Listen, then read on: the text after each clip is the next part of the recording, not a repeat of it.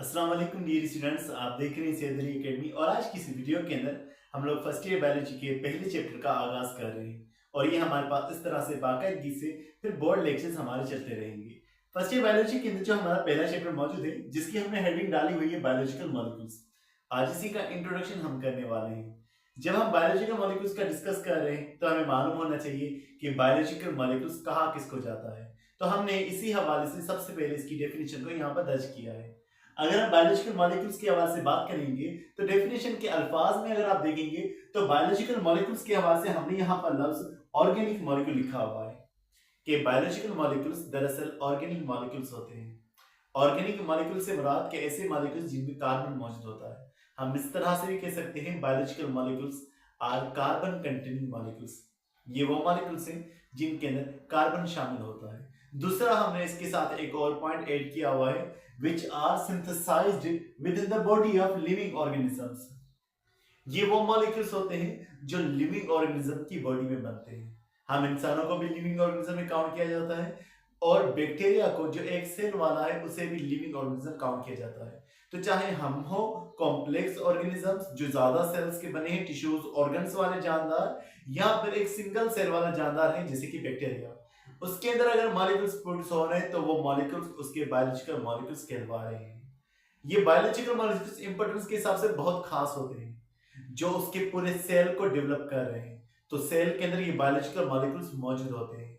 Cell की cell membrane के अंदर, सेल वॉल के अंदर, सेल की ऑर्गेनेल्स के अंदर ये बायोलॉजिकल मॉलिक्यूल्स मौजूद होते हैं।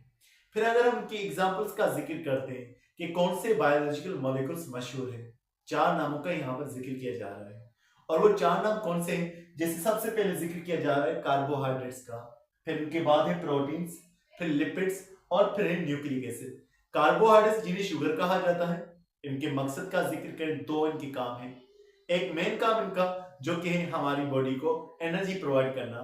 जब कार्बोहाइड्रेट्स ब्रेक होते हैं, जैसे मिसाल ग्लूकोज है, जब ये ग्लूकोज ब्रेक होगा तो ग्लूकोज के ब्रेक होने से हमें एनर्जी मिलेगी in the process of respiration.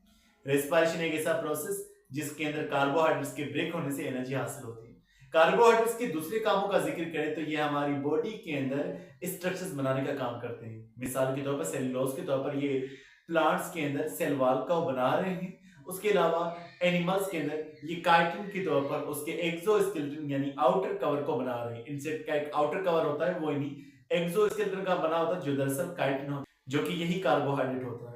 Majeed proteins की बात करें, इनके कई ज्यादा काम है हमारी बॉडी के अंदर। ये एंजाइम्स का काम करे, ये हार्मोन्स का काम करे, ये इम्यून सिस्टम में अपना रोल प्ले करे।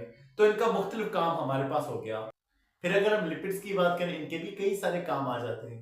मिसाल प्लांट्स के अंदर ये पिगमेंट्स का काम कर रहे होते हैं, उसके अलावा ये एनर्जी प्रोवाइड करने का भी काम करते हैं, और उसके अलावा ये सेल की सेल मेम्ब्रेन को भी बनाने का काम करते हैं। सेल मेम्ब्रेन में 2 केमिकल्स अहम होते हैं, एक होता है हमारे पास प्रोटीन्स और दूसरे होते हैं ये लिपिड्स। तो प्रोटीन और लिपिड्स ये दोनों ही सेल मेम्ब्रेन के अंदर मौजूद हैं। फिर बात करते हैं हम लोग न्यूक्लिक एसिड के हवाले से। तो न्यूक्लिक एसिड के भी कई सारे काम हैं। मिसाल वो एटीपी के तौर पर एनर्जी प्रोवाइड करने का काम करता है। दूसरा वो डीएनए के तौर पर हमारे पूरी बॉडी को कंट्रोल करने का काम करता है, या फिर वो आरएनए के तौर पर प्रोटीन बनाने का काम करता है। तो इस तरह से हमारे पास ये मुख्तलिफ मॉलिक्यूल्स हैं, carbohydrates, proteins, lipids, nucleic acid. इन सबको हमने जैसे कहा अलग अलग इनके फंक्शन है। तो बायोलॉजिकल मॉलिक्यूल्स की डेफिनेशन में हम एक और पॉइंट भी ये ऐड कर सकते हैं, they differ in their function and in their structure. इनका स्ट्रक्चर भी अलग अलग होता है और इनका फंक्शन भी अलग अलग होता है। They can perform many functions in our body. फिर बात करें अगर मजीद, तो इन बायोलॉजिकल मॉलिक्यूल्स की जो स्टडी की जाती है वो कहलाती है हमारे पास biochemistry. Study of these biological molecules is called the biochemistry. आपकी बुक में ये बयान किया जा रहा है, biochemistry explain the biochemical basis of life. Biochemistry हमें ये बताती है कि बायोकेमिकल बेसिस हमारी लाइफ की क्या है, यानी हमारी लाइफ किन से केमिकल्स की बनी हुई, कौन से केमिकल्स हमारी लाइफ को बना रहे हैं। तो ये भी लाजमी बायोकेमिस्ट्री बताएगी कि हमारे सेल के अंदर, हमारे लिविंग ऑर्गेनिजम्स के टिश्यूज के अंदर, हमारे मुख्तलिफ ऑर्गन्स में कौन कौन से केमिकल्स ये पाए जाते हैं। जो केमिकल्स हमारी बॉडी में पाए जा रहे हैं, जो केमिकल्स हमारी बॉडी को बना रहे हैं, उन्हीं केमिकल्स को हम बायोलॉजिकल मॉलिक्यूल्स कह रहे हैं। क्योंकि ये मॉलिक्यूल्स लिविंग ऑर्गेनिज्म में मौजूद है, इसलिए इसको बायोलॉजिकल मॉलिक्यूल्स कहा जा रहा है या इनको बायोमॉलिक्यूल्स कहा जा रहा है। हमने वही बात की, ये हमारी बॉडी में बनते हैं, ये हमारी बॉडी में पाए जाते हैं, इसीलिए इनको दूसरा बायोलॉजिकल मॉलिक्यूल्स कहा जा रहा है।